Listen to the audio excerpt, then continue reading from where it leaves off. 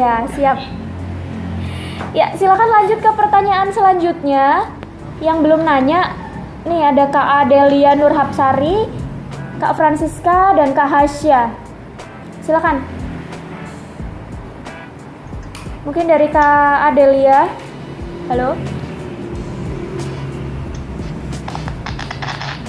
Ya, silakan Kak Adelia, bisa ditanyakan kembali pertanyaan yang telah ditanyakan di Instagram.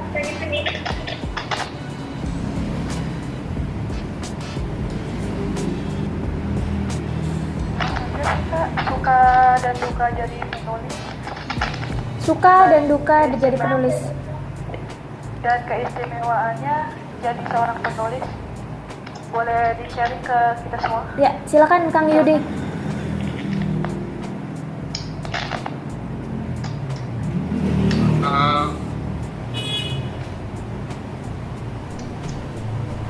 Dukanya itu apa ya? Kalau kita sudah mencintai mungkin dukanya nggak ada.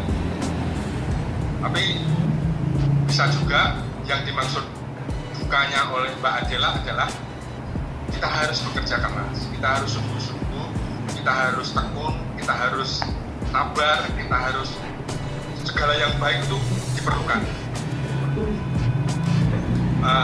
Aku bilang ketika kita pengen menjadi penulis, ya belajar tentang bagaimana menjadi penulis yang baik, tetapi bagaimana juga kita punya karakter menjadi penulis yang baik, ya. Jadi makanya adalah ketika memang tidak bisa main-main, wes yang ikut sedikit, penggemarnya sedikit, sulit, gitu. Dan saingannya banyak, dalam arti masih saingannya banyak itu kalau mereka diukur oleh karya per pekan itu yang diambil cuma satu, yang ngirim banyak, yang ikut kompetisi ribuan, yang dipilih cuma 6, nah, gitu. Itu kan dukanya. Tetapi itu yang menjadikan ini istimewa. Kalau yang ngirim 1000, yang juara 1000 tidak akan istimewa. Sulitnya itu loh. Kalau kita bertahan, bisa bertahan dalam itu saya yakin mental juara akan sampai juga. Terus saya katakan lagi, aku misalnya yang berkali-kali juara, terus nanti ikut lagi, itu tidak mesti juara. Kita harus belajar terus. Juara terus udah enak no. Saya mesti juara terus. Gitu. Iya, betul-betul. Yang saya juara, besok ikut belum tentu juara. Harus masuk kompetisi lagi, itu yang mungkin dukanya. Tidak bisa menjadi pialanya digugem terus gitu, dipegang terus untuk saya tok, nggak bisa. Kita terus belajar. Terus apa tadi yang kedua, share tentang apa yang didapatkan ya.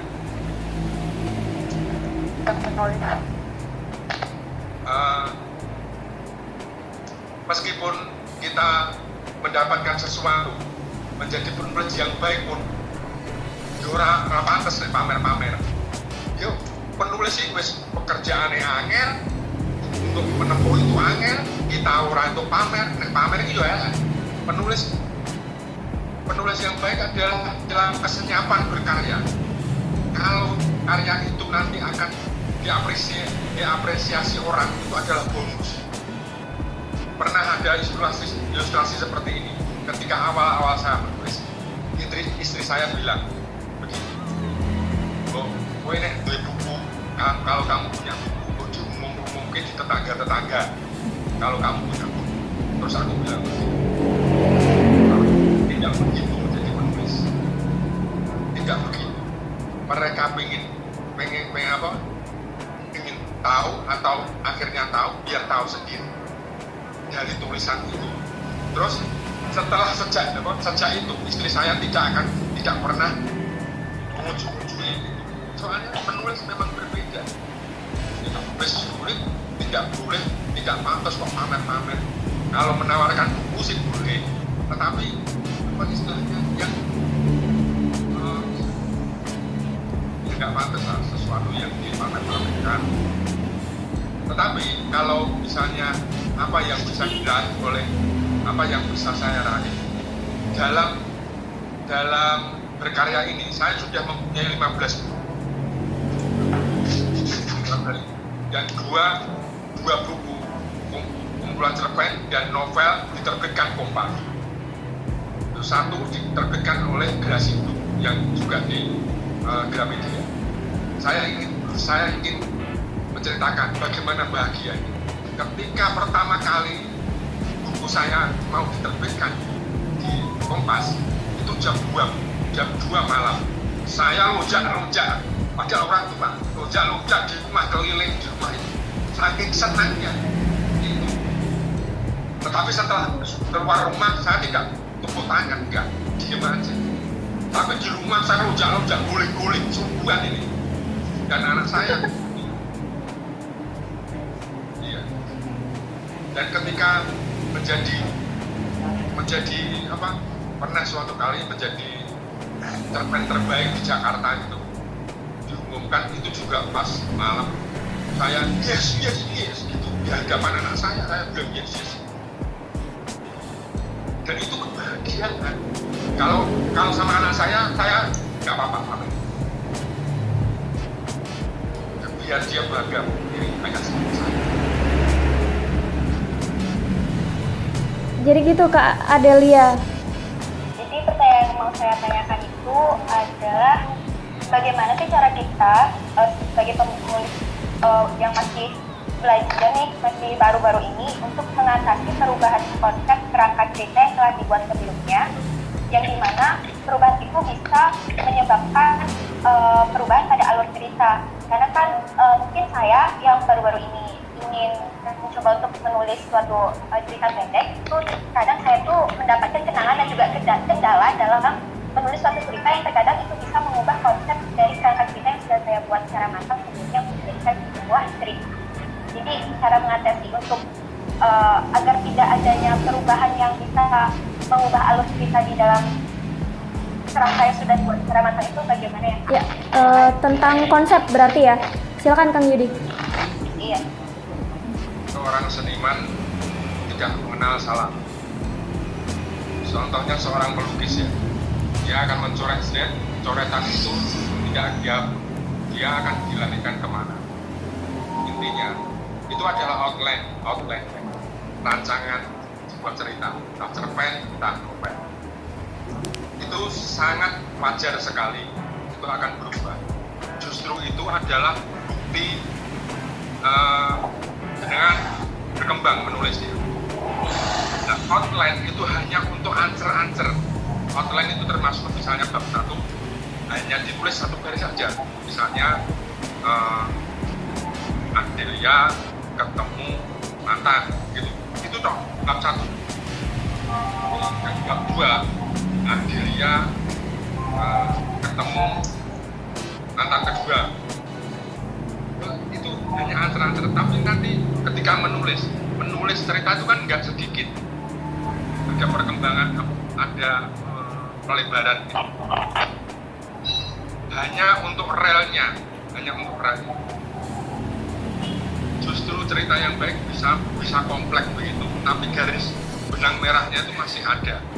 Jangan takut ketika keluar dari jalur, apa-apa. Terus asal konsep yang di awal itu tetap ingat.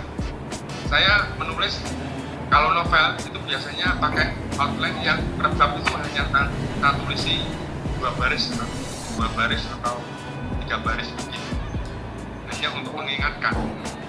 Terus juga lagi tentang karakter tokoh misalnya 5 ya, A, B, C, D, E.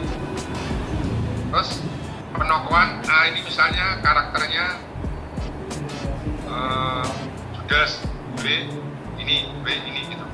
Kalau perlu misalnya A ini suka ngomong seperti ini, dicatat di halaman sendiri. Nanti ketika menulis ngeklik itu ya, klik itu tahu, oh ini biasanya. Soalnya kalau nggak dicatat itu lupa. Ketika nanti tahu, oh ya Adelia itu karakternya gimana, ketika klik, oh iya, jangan sampai balik-balik nanti pengembangan seperti itu. Bahkan saya menulis ending cerita itu sering tidak sama konsepnya dengan awal. Tidak apa-apa, ending. Kalau ending sering sekali berubah karena ending itu adalah sebenarnya dan yang bukan matematika. Ya, begitu Kak Francisca? Maksudnya salah bukan pribadinya. Iya, betul. Iya. Berkaryanya, Iya. improvisasinya itu harus jalan. Iya, betul. Begitu Kak Francisca? Berarti penguatan imajinasi itu juga perlu ya dalam pengembangan apa namanya konsep cerita itu. Silakan Kang Ya. Yudi. Imajinasi, pengembangan imajinasi itu sangat diperlukan. Ketika yang sering kita mentok karena kita itu kekeh itu ya itu gitu. Iya. Padahal kita bisa belok sedikit. Kita bisa belok sedikit untuk mendapatkan apa yang kita mau sebenarnya. Berhubung kita memasuki waktu maghrib, jadi kita harus menyudahi konferensi online ini. Sebetulnya saya masih ingin ngobrol bersama Kang Yudi dan teman-teman yang lain, tapi nanti mungkin untuk yang belum sempat menyampaikan pertanyaannya bisa ditanyakan melalui Instagram seperti Kak Hasya Sa'diyah. Nanti Inspirasi Pena sampaikan ke Kang Yudi, nanti biar Kang Yudi jawab melalui chat, begitu ya. Karena waktunya kita terbatas gitu. 5 menit lagi kita akhiri telekonferensi ini. Silakan untuk Kang Yudi bisa memberikan pesan dan kesan atau mungkin ada amanat untuk sahabat Ina dimanapun berada yang menonton video ini. Silakan Kang Yudi. Yang pertama, saya mengucapkan terima kasih kepada pihak Inspirasi Pena kerjasama ini bisa lancar. Amin. Bahwa acara seperti ini sangat bagus untuk memberi wawasan. Ini sebuah ungkapan seperti ini. Menulis itu tidak ada teorinya. Yang ada adalah wawasan setiap penulis. Itu kenapa setiap ada penulis bicara selalu menarik. Karena apa yang saya sampaikan tentu berbeda dengan apa yang disampaikan oleh penulis lain. Jadi acara-acara seperti ini mungkin akan berguna bagi siapapun yang mengikutinya, bahkan termasuk saya. Setelah acara ini mungkin saya terinspirasi untuk cerita atau dan sebagainya. Bagi teman-teman, belajarlah mencintai dengan kesetiaan yang tiada banding dan tekun, sayang. Terus yang terakhir adalah tulus itu dalam hal doa, dalam ketulusan doa yang ibaratnya tidak buru-buru untuk mendapatkan sesuatu. Itu adalah proses yang kita harus jalani. Kita tidak berhenti atau kita yakin apa yang kita inginkan itu akan tercapai kalau kita dan tanpa henti berusaha. Terima kasih. Ya, terima kasih Kang Yudi atas pesan dan kesan yang telah disampaikan. Semoga dapat bermanfaat untuk seluruh sahabat Ina yang menonton video ini. Dan begitupun untuk seluruh sahabat Ina yang telah bergabung di telekonferensi ini, baik dari Kak Tri, Kak Hamdar, Kak Maulidan, Kak Siska, Kak Hasya, dan Kak Lina juga yang telah live dari video ini. Dan terakhir saya ucapkan terima kasih kepada Kang Yudi. Terima kasih atas ilmunya. Semoga bermanfaat untuk seluruh sahabat Ina dimanapun berada. Dan sehat selalu untuk Kang Yudi. Semoga kita dapat bertemu di lain kesempatan. Ya, berhubung memasuki waktu maghrib, jadi saya harus menutup telekonferensi ini. Terima kasih sekali lagi saya ucapkan. Mohon maaf apabila ada kesalahan dari saya pribadi maupun dari Inspirasi Pena. Selamat sore. Wabillahi taufik wal hidayah. Wassalamualaikum warahmatullahi wabarakatuh.